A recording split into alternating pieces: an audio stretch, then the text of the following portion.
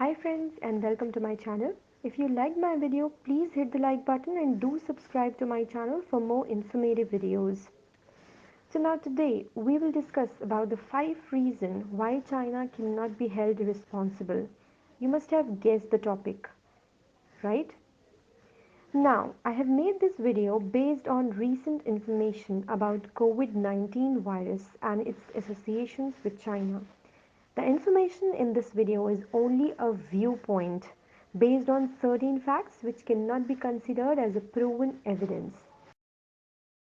Now, the first point in this discussion is the Chinese pharmaceutical industry. China's pharmaceutical industry's budget is very low in comparison with any multinationals. Their allocation for the research and development is way too less.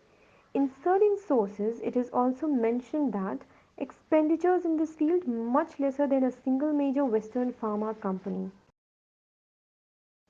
But the question comes, why does it spend so less?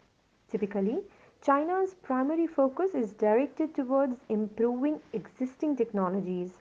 Their budget issues are in patents. We all know how we get access to those cheap gadgets which are so well copied. Now, this brings me to a point to think, how can a country with such weak infrastructure ever be able to build an antidote?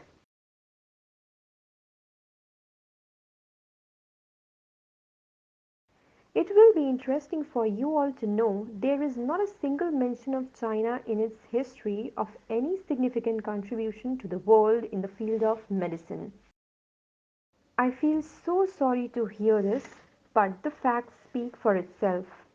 Let's move to the point number 2, history of science and technology in China. Do you know China's most important contributions to the world? They are way too simple to even imagine. The compass, gunpowder, paper making, and printing. Guys, these would have been invented by anyone at some point in time. In my opinion, I would not call this a ban to the mankind, huh? Now let's move to the point number 3, financials. I researched a bit and could find these details easily. China holds about 3,10,700 million US dollar. That's like 3 million million of US dollar. Now this money they'll have if they need to buy something from US or if they need to buy anything across the world for an exchange of US dollar. On the other hand, India holds about 4,69,900 million US dollar as of March 2020.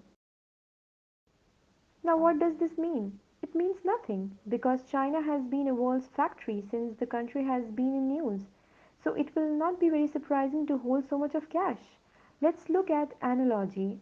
A company with big turnover need not necessarily be very profitable to a small turnover. It depends on what they sell and the value of proposition it has. Look at its latest news. China started working so quickly. I would read this news as they don't have an option. They can't afford to shut down. Look at the population of China. There are few questions that came to my mind.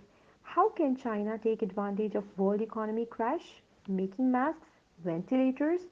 We just have 8 billion people on the planet Earth. I mean, this don't make sense to me. Anyways, let's move to the point number 4.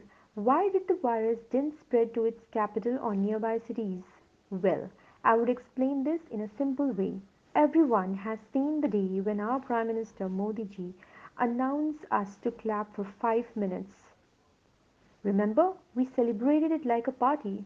Ha ha ha. Can you imagine the same to people happening in different parts of the world? China today has reached its economic heights because of the discipline it has maintained, whether it's a forced discipline or a strict following by the citizens. In any case, people are benefited. I look at this way.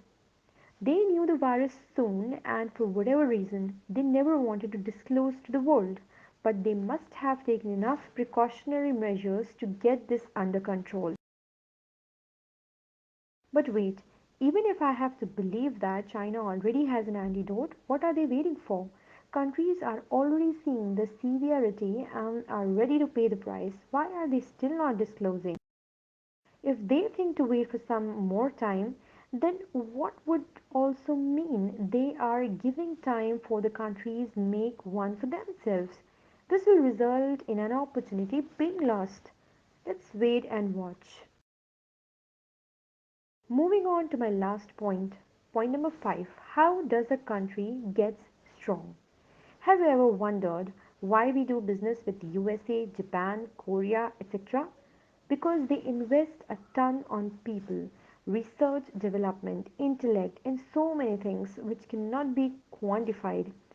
Why does Microsoft make money? Why does WhatsApp make money? Why is Facebook famous? Maruti launched its cars in India in collaboration with Suzuki, a Japanese firm. Why? This is the strength these countries have developed, honed, and today it is a crash cow for them and for the years to come. They are already one step ahead of everyone in technology and look at China. Today, this country is what it is because of one thing, a global factory. They have involved in hard, laborious workers and productions. Think of this question: can a world live without Windows, Apple? India's Mangalyaan project. India has the biggest chunk of its contribution, either directly or indirectly. This is the evidence that if I were to answer the question, can we live without USA, India, Japan, and list all the countries that you can think of?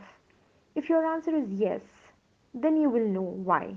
So I would say if we feel we are strong, this down phase of corona virus is obviously a temporary thing and we know how we will bounce back as we have always done. Jai Hind, Jai Bharat.